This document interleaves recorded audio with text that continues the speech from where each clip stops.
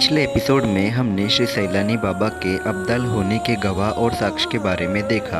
अब आगे कहते हैं, दुनिया में लोगों के दिल जीतने हो तो तुम्हारे पास एक तो सेना का बल चाहिए, नहीं तो धनवान होना ज़रूरी है। परंतु केवल प्यार और विशुद्ध भावनाओं से भी हज़ारों के दिल हम जीत सकते हैं। यह भी सच है। महावीर, मोहम्मद पैगंबर, गौतम बुद्ध और यीशु क्राइस्ट जैसे धर्म स्थापकों ने भी केवल प्यार से हज़ारों के मन जीत लिए हैं, वरना उनके हाथों धर्म स्थापना जैसे महान कार्य होना संभव नहीं था। मुस्लिम धर्म के अनुसार हज यात्रा तो हिंदू धर्म के अनुसार चार धाम की यात्रा करना धर्म संकेत के अनुसार बहुत ही अहमियत रखता है। एक मर्तबा रमज़ान का पाक महीना था और रोज़े के दिन थे। सुबह की नमाज़ पढ़ने के बाद श्री बाबा और खैरुल्ला शाह बड़े सुकून के साथ दरबार में बैठे थे। श्री खैरुल्ला शाह अचानक ध्यान में चले गए। थोड़ी ही देर में आंखें खोली और उन्होंने कहा, अभी अभी सूरज शहर की तरफ सोने का हीरे और पांचों से सजाया सिंहासन जा रहा है। उस सिंहासन पर आप शान से विराजमान होकर आसमान के रास्ते से सूरत की दिशा में जा रहे थे। इसका मतलब आपकी हज यात्रा पक्की हो गई।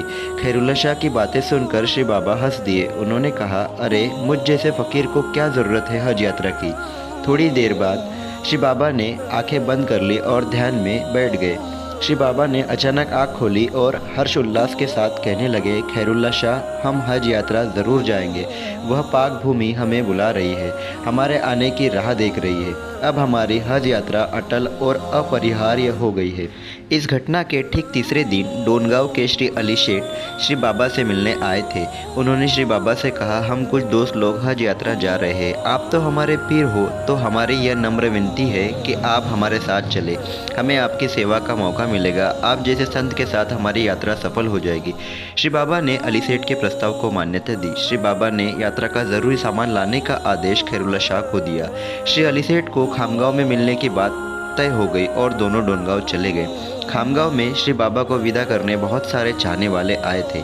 खैरुल्ला शाह के साथ मोहम्मद सिद्दीक, शाहनूर मियाँ, अली सेठ, दाजीबा देशपांडे, हसन अली शाह मियाँ, कोडिम्बा कोली, अब्दुल गफूर चीफ साहब, हरिश्चंद पाटिल, असगर अली, रंगनाथ, सूरदास, अब्दुल्ला मास्टर, जहूर मोहम्मद रायपुरी, दशरथ पाटिल और भी अनगिनत। श्री बाबा बेहद खुश थे। बिल्कुल सादगी से भरा अकृत्रिम आनंद का माहौल था। दाजीबा देशपांडे की अस्वस्थता और चुलबुली श्री बाबा पहचान गए। दाजीबा को पास बुलाकर श्री बाबा ने कहा, हज यात्रा की विदाई में क्या क्या करते हैं यही सोच रहे हो ना?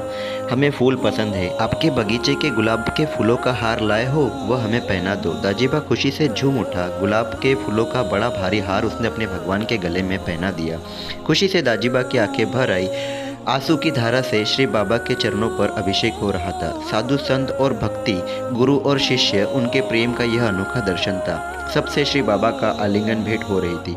आखिर में बाबा पहुंचे रंगनाथ के पास। रंगनाथ के साथ सूरदास खड़े थे। श्री बाबा ने सूरदास के हाथ थाम लिए। सूरदास ने श्री बाबा से कहा, बाबा, तुम्हारे भगवान को मुझ जैसे गरीब का प्रणाम कहना। ये शब्द सुनते ही श्री बाबा मायूस हो गए। उनका मन हिल गया। श्री बाबा ने तुरंत अपने गले का गुलाब का हार सूरदास के गले में डाल दिया। गुलाब की सुगंध से सूरदास नशे में धुंध हो गए और एक तारीफ पर गाने लगे। खैरुल्ला शाह सबसे आखिरी थे। श्री बाबा ने उन्हें कहा, खामगांव में ही रहना, बरार छोड़कर कहीं मत जाना। हमारे सल्तनत पर नज़र रखना। हमारी गैर हाजिरी में आपको हमारे अधिकारी के नाते नियुक्त करते हैं। आप समझदार रहे, बाकी कहने की ज़रूरत नहीं। श्री खैरुल्ला शाह खामगांव में अब्दुल गफूर चीफ साहब के घर में रुके थे। चीफ साहब के ससुर जी की तबीयत खराब होने का तार औरंगाबाद से आया था। चीफ साहब की विनती के कारण खैरुल्ला शाह भी उनके साथ हो लिए। मनमाड़ के बाद मुगलाई के इलाके में प्रवेश होते ही श्री खैरुल्ला शाह की तबीयत खराब हो गई। उसी हालत में वे औरंगाबाद पहुंचे। अपनी तबीयत बिगड़ने की वजह श्री खैरुल्ला शाह के तुरंत ध्यान में आ गई। अपने गुरु की आज्ञा का पालन न करना। खैरुल्ला शाह ने चीफ साहब से इजाज़त मांगी और सीधे खामगांव पहुंच गए। श्री बाबा के वापस आने तक खैरुल्ला शाह खामगांव में ही रहे। श्री बाबा के हज से लौटकर आने के बाद खामगांव में पुनर्मिलन का जलसा मनाया गया। श्री बाबा चिखली वासियों के साथ आ गए।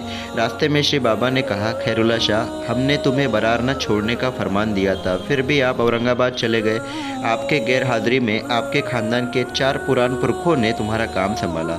श्री खैरुल्ला शाह नम्रता से बोले, मुझसे बहुत बड़ा अपराध हुआ। मैं क्षमा मांगता हूँ। मैं क्षमा की भीख मांगता हूँ। कृपा करके मुझे माफ़ करना। श्री बाबा के चेहरे पर नाराज़गी दिख रही थी। साथ में सह प्रवासी थे। उनमें से एक प्रवासी ने कहा, श्री बाबा, आप बहुत लंबे आनंददायी यात्रा से लौट रहे हैं। आप कामयाब हो गए हो। इस खुशी के मौके पर श्री खैरुल्ला शाह को माफ़ नहीं करोगे? श्री बाबा ने हंसकर श्री खैरुल्ला शाह की तरफ देखा और माफ़ कर दिया।